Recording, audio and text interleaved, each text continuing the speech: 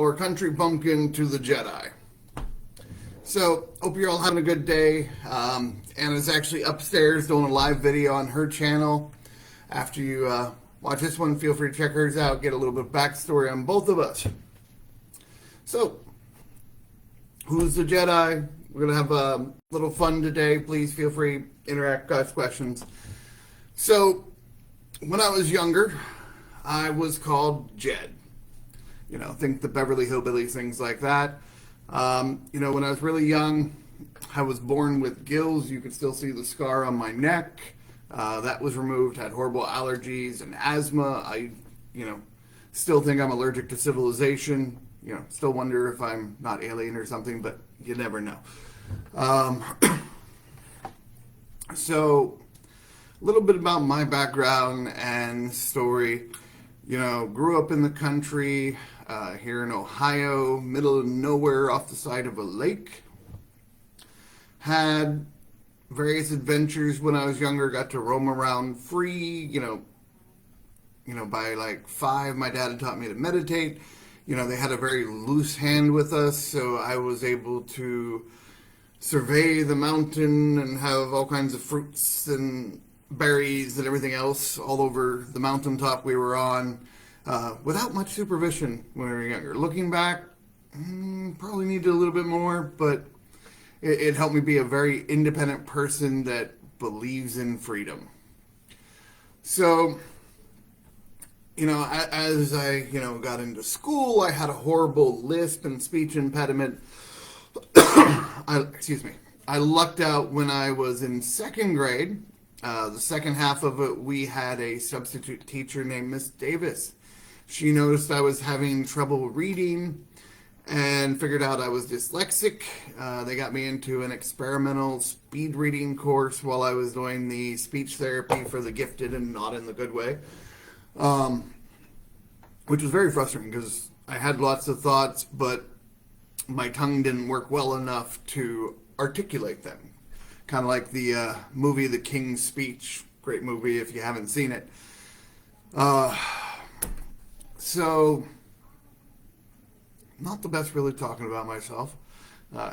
So, don't know which are going to be the biggest highlights for you or different things you might connect with. But when I was 8, the end of 2nd grade, I graduated speech therapy just a couple weeks before school was out. And then I went to my grandparents to visit them for a few months while my mom was pregnant with one of my siblings.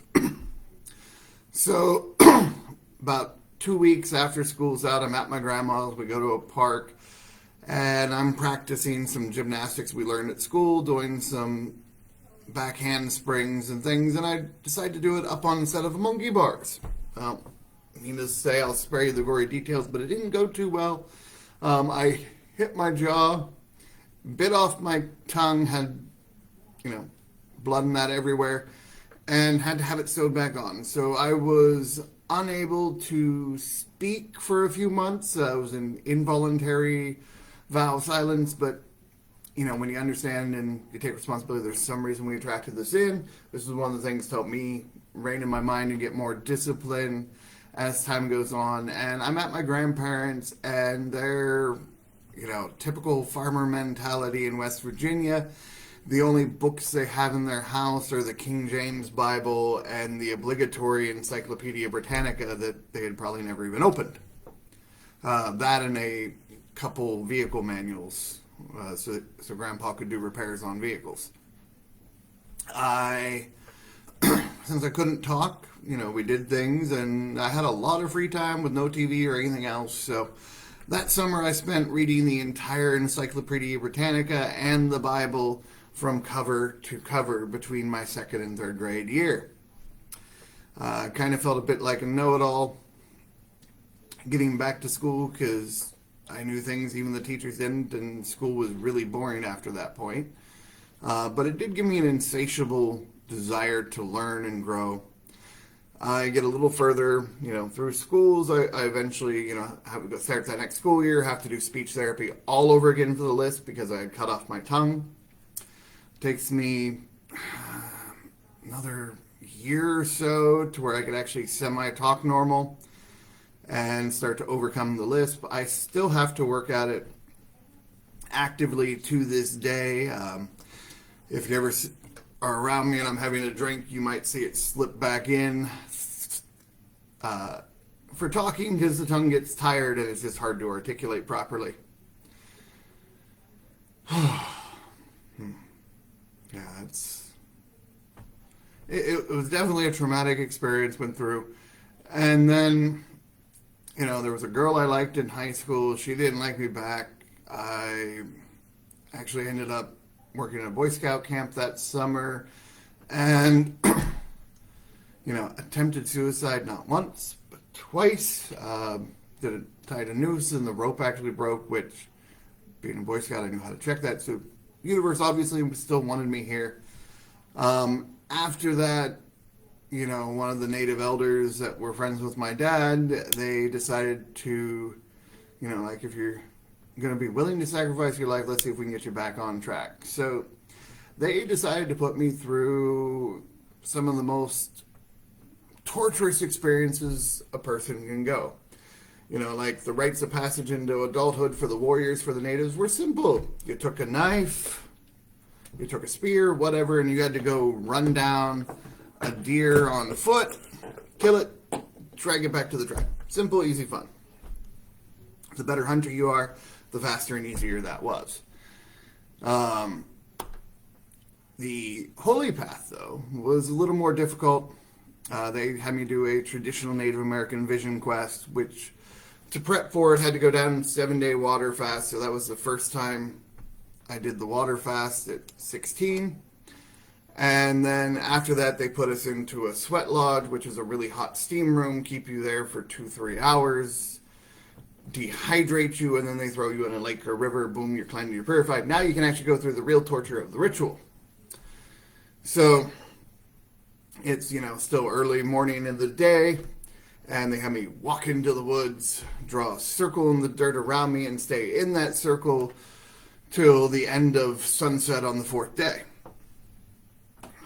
Sounds simple, but no food, no water, and stay in a circle and pray for a vision. After 3 days, you start, really losing it. By the end of the 4th day, I think I'm taking my last breath, just giving my blessings to Creator. It's like I did what I could. As I'm looking to take my last breath, I'm looking into the sun, and I just have a wish, a vision of, New Atlantis and where humanity can actually go with the advancing technologies and things like that. Quite intensive. I spent the last 25 years reverse engineering what I saw at that time. And, at first, of course, like with any hero's journey, I denied the call and, went about my life. I was, getting back into like my senior year of high school. I asked girls out to prom and batted 1,000 in the negative. Horrible, pale. So I really sucked at dating and things like that, even though I was nice bodybuilder build and things like that. I just was socially awkward, didn't get the logic of normal people, was, like in a different world that ancient, and these modern people were like a regression or backwards. So I put the vision on the back burner. I kept studying psychology and neuroscience and physics and everything else I could get my hands on with that insatiable love of learning. After years, I started to realize that New Atlantis was a possibility, but I also started studying seduction, things like that, and I was celibate for several years. And eventually, I figured it out. Now let me give you a little. Did you ever hear what happened to the guy who figured out women? No? Well, he died laughing before he could tell anybody, so we didn't get a chance.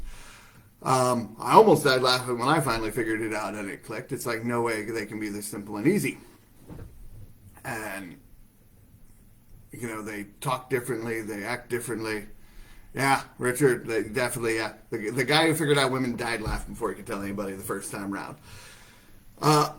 But, I developed my skills, studied NLP, hypnosis, trained as a massage therapist, studied with osteopaths, chiropractors. So I learned everything I could about the body, how the chemicals work. I still can't pronounce some of them with the tongue, but I could at least recognize which ones they are through reading. And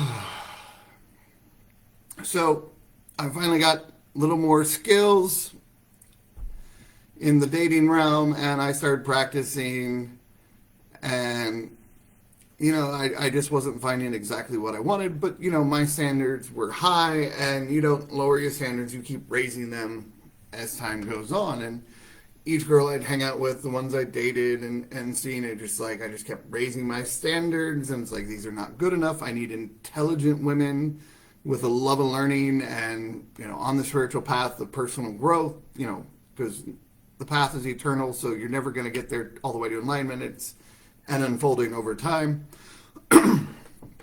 And back in 2017, towards the latter part of the year, I decided to quit my day job working for VXI, where we were selling DirecTV and AT&T over the phone, and decided I'm going to go on a walkabout, write my book, which became a bestseller, Alchemy the Master's Path. You can find it on Amazon and all those other things. Hold on just a sec for water. But I'm on walkabout. I decided to live in my car, give up on the material side, get rid of most of my possessions, and start over. And I started building a spiritual business, doing body work. Hey, you worked at VXI too, very cool. Doing body work and energy work and healing work with people. And, I'm getting closer on my book. It's in October. And I decided to do something special. Now that I had a better idea of what I wanted for my ideal partner, and I figured it out, and I'll let you know next week what I did. Make sure you tune in Monday.